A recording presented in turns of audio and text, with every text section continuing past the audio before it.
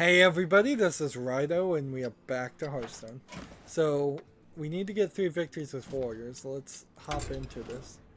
I've literally got nothing to talk about. So, in that, I'll play on casual and we'll play warrior with the taunt deck.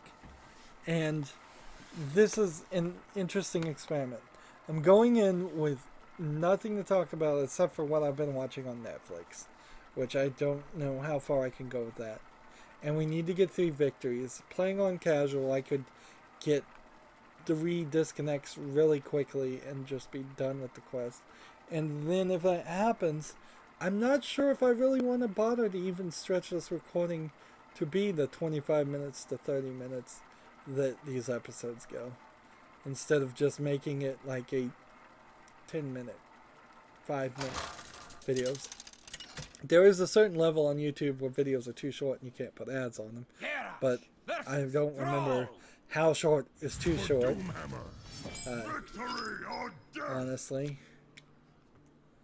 But also, I suppose the way YouTube works is kind of confusing anyways, so I don't know if that would, if having a shorter, well, theoretically having a shorter video hurts me than having a longer one, but people have to actually sit all the way through the entire video for that to really be a factor. Autograph? I suppose. So, I've been watching, or I did watch, Lemony Snicket's series, a series of unfortunate events on Netflix. Did I say that? Yes, I think I did. And I really, really liked it. Now, there's a couple issues that I would bring up with the series. Is that perhaps Patrick, no, the guy who plays Count Olaf, is that Patrick Stewart? No, he's the guy that plays Captain Picard. Patrice O'Neill? No, he's a comedian. I wonder. I've forgotten the name of that guy's name. Perhaps he's such a good actor that this is damning with praise here, that he stands out way too much against the kids, who should be the main concern. Count Olaf is really big. I'm also thinking, since I didn't read the books, there's elements to it that I wonder might just be in the TV series that aren't in the books. In particular, to my ear and my subconscious mind, it seems like there's an encoded messages that are supposed to be in the TV series, and I suspect they were in the books too. It's kind of obvious by the second book that it shows you a full encoded message, so you just have to take the step back and have that realization, like when you played the Witness game, that there's actually secrets in the overworld too. It seems kind of obvious to me, and I could be totally wrong about this and just be sounding very silly right now, but it seems like there's coughing and banging that happens constantly. One character is always coughing, and I think each cough is probably a number to a key system, and if he coughs and then pauses and then coughs again, that's the next number. And this key system, I think, is for like letter selection in the next few sentences. Usually the next few sentences are when Lemony Snicket gets on screen and starts talking about something, and almost always when Lemony Snicket is talking about something, it's off topic and worded oddly. There's also phrases that get repeated over and over again that seem to also imply there might be some other systems and encoding in there. I suspect there's a secret story that's going on in this encoded part, but they could only be really brief messages that would have to relate to the main story. The main story in itself also has this element that would further enforce the idea that the game, I keep wanting to call everything a game, it would further enforce the idea by the fact that Strike.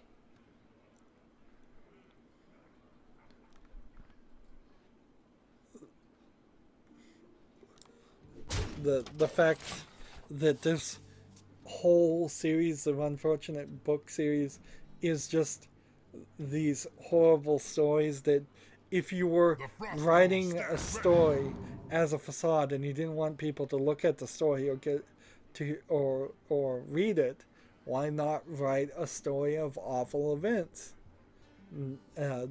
And even the intro of the TV series has a whole song with saying look away, don't watch, don't watch. How better to hide your secrets if it's encoded in a book or TV series than to tell people not to look and say serious. But see, they really do want you to watch, so if you really didn't want people to read it, you would make it incredibly boring. You would make something like an accounting ledger and then have small numerical mistakes in the accounting ledger that would require somebody with a forensics accounting degree to look at it and say, well, this number doesn't mean anything, or this is made up, or this number doesn't mean anything, it's made up too. Ooh, give my taunt minions +2/+2. Nice. Defend yourself. So yeah, I'm fairly certain there's something encoded in it. My other problem with it is that it just ended. There's 13 books in the series, and they only covered, I think, 4 of them, which means they're gonna have to go 3 series or more to do that. I went on YouTube and saw somebody review the final book, and they said some things aren't revealed. I hope more things do get revealed at the end. I'm totally sold. There is a factor of the baby. They CGI'd the baby's face a lot of times to have the baby looking forward, and anytime they CGI'd it, it lost resolution and it was in shadow and darkened.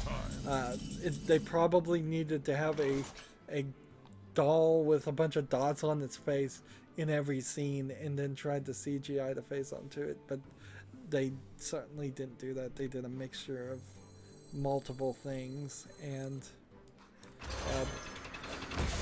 it is definitely noticeable in some sections where you're just this baby's face is totally CG because they needed to be facing the right direction. There may also have been a lot of sections where the face was CG and it looked a lot better, and I didn't recognize that was also CGI. It might be possibly be that there never was a baby in the first place in any of the scenes. But that again is a problem of the book not being written with the idea of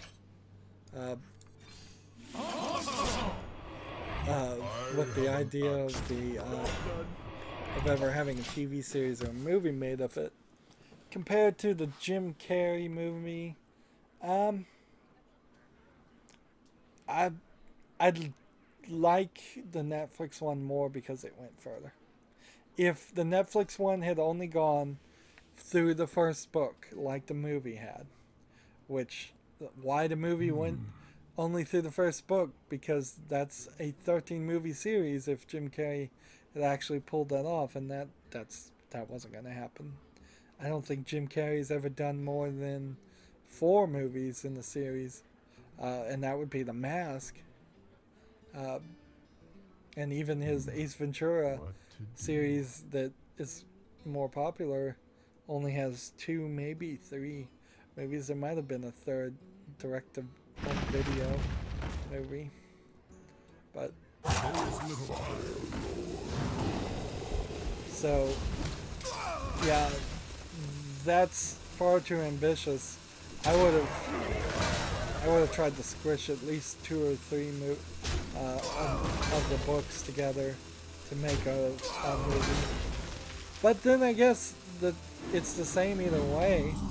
It probably was 2 hours on Netflix to do the first book, and it was 2 hours in the Jim Carrey version.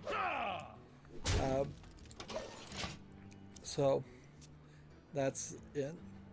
There's a lot of silliness there. There's a spoiler-ish thing. I don't want to talk about spoilers, but in retrospect, something gets revealed kind of badly near the very end of the first season, and it doesn't really get explained enough at all.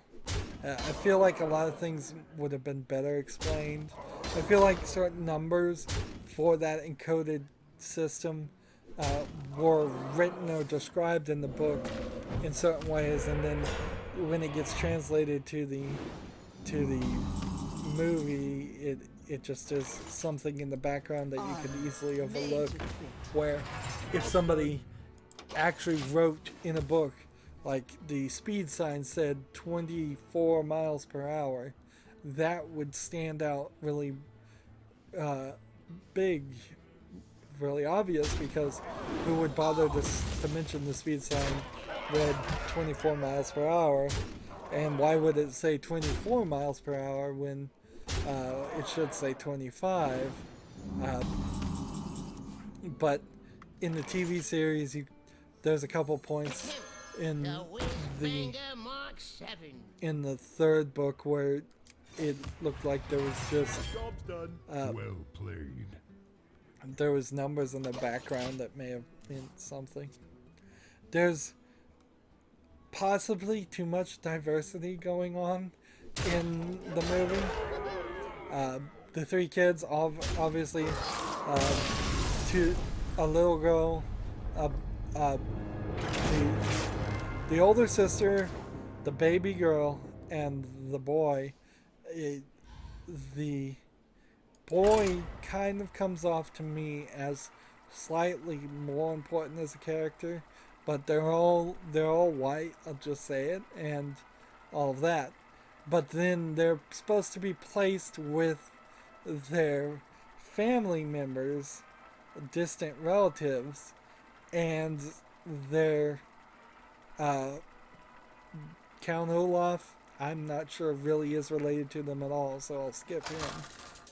But then they get put with a guy named Montgomery who looks like he's Mexican, and then they're placed with a great aunt who's black, and I'm like, okay, I guess that can happen, but it seems a little weird, and I bet in the books that there wasn't as much diversity, and so I guess they're doing their part, but it may very well be to the point of stretching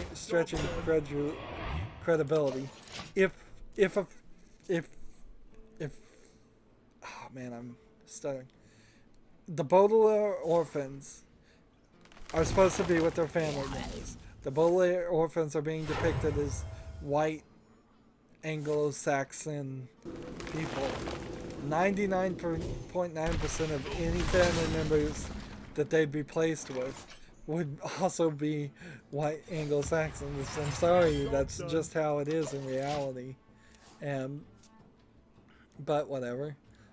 There's one actor kid that's one of the bad guys' henchmen. In fact, several of the henchmen are very weird, and I wonder if they got played up for silliness in the TV series, but maybe not, because one guy has like hook hands, and one guy is acting like the son of an actor, and he's I think actually an actor who's the son of an actor who's not very good, and he's just playing into the fact that he's not very good, which is okay, a little funny, but odd.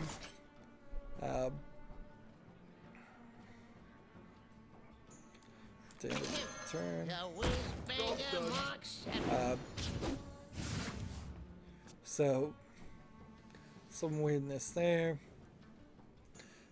Overall, though, I really did enjoy it, and I wish there was more of it. I've kind of hurt myself now, though, because if I come back next season, I'm not sure I'm going to remember any of it or really care.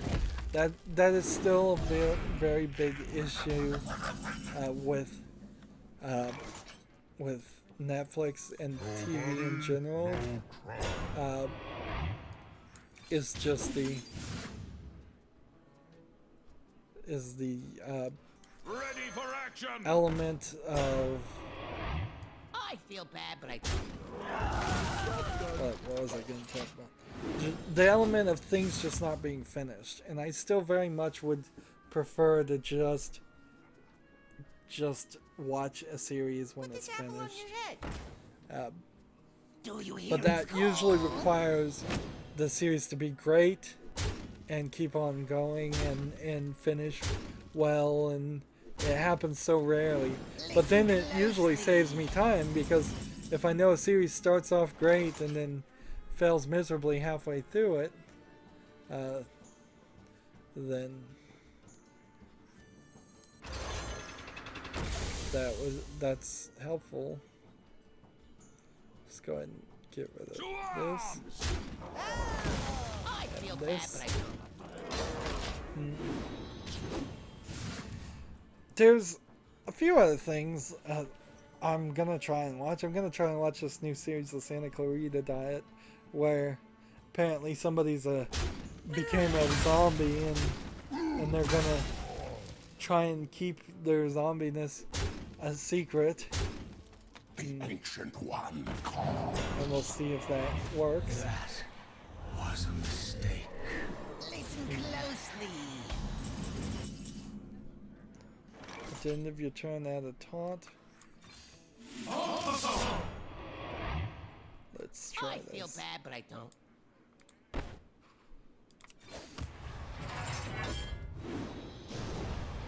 6,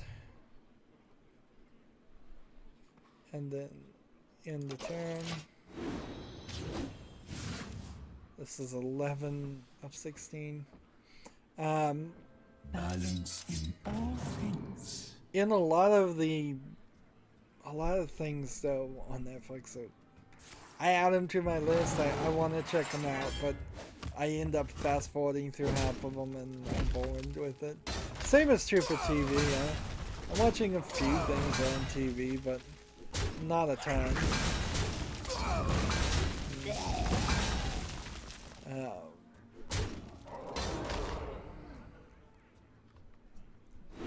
Listen closely. Let's do this. Whenever a friendly minion takes damage, gain 1 armor. I wish I could play that right now, but it won't work. I need this, and I need this. Sharp gadgets and steel. Away you go. And I feel bad, but I attack. don't. End my turn. See, I'm watching Emerald City. Let's see. Emerald City is. It didn't ever reveal a cowardly lion as a character. At least not yet. We've seen Listen closely. who is supposed to be the Tin Man. We've seen who's supposed to be the Scarecrow. But Cowardly Lion, haven't seen anything like that. So this and this. Made to fit. Take this!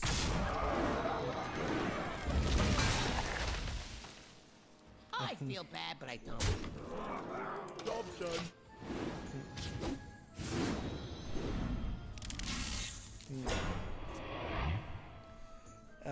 But yeah, I guess I'm liking Emerald City. I'm not sure how far it can really go though. I think it may very well go one season and just be canceled. The setup for it isn't too much. I suppose the question is how many of the other Oz books can they mine to potentially add something to it. Let's see. This would kill Strike. this guy.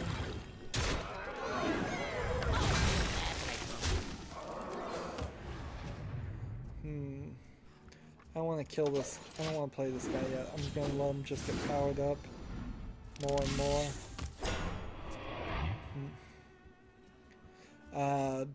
Sleepy Hollow. Every time he hits somebody, it's just triggering this again. Even when this guy's dead, it's still triggering it.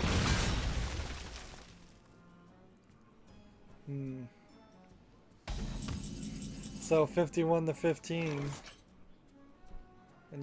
Whenever you gain armor, give this one attack. I have an axe. Job done. There you go.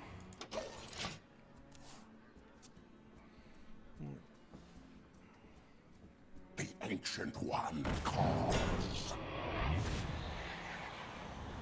Drink with me, friend. Ah, so bring that guy back out. Maybe they could defeat me again.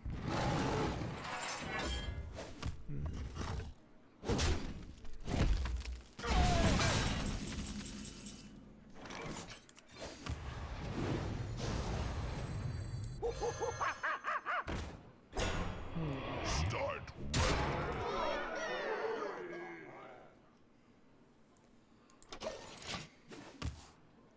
Let's see. I may not win here. And see, this is gonna be a problem.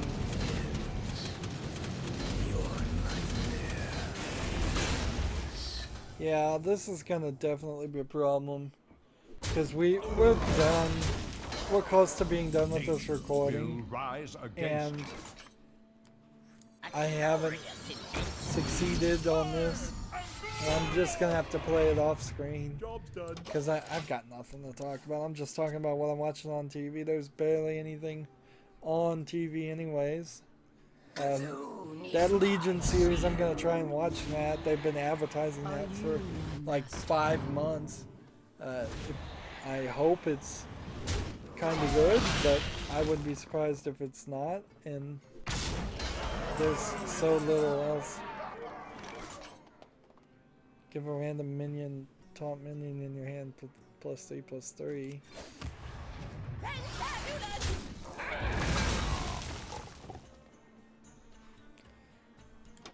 Let's see, 22.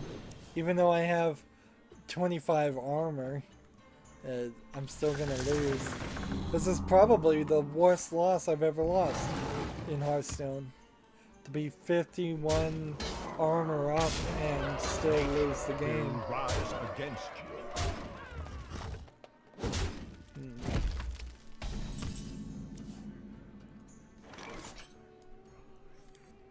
And this is not a taunt minion, so Made to I fit. can't do anything.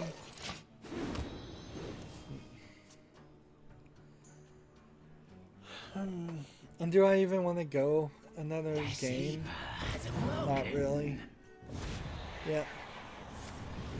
And see, this is inherently the problem, and where I need comments and questions or some kind of interaction, because I've got nothing prompting me or giving me anything to talk about here.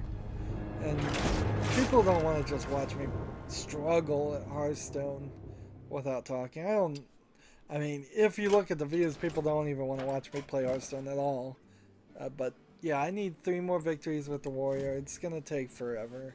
And I just don't have anything to talk about. So that's going to be it for this recording. Hopefully, in the next 3 days, we'll get some more news and have something interesting to say. As always, I ask you to like, share, subscribe, comment, and watch every second of my videos. If you want a friend to follow me on basically any social media sites, there's a whole bunch of links down below. Thank you for watching. Have a good evening.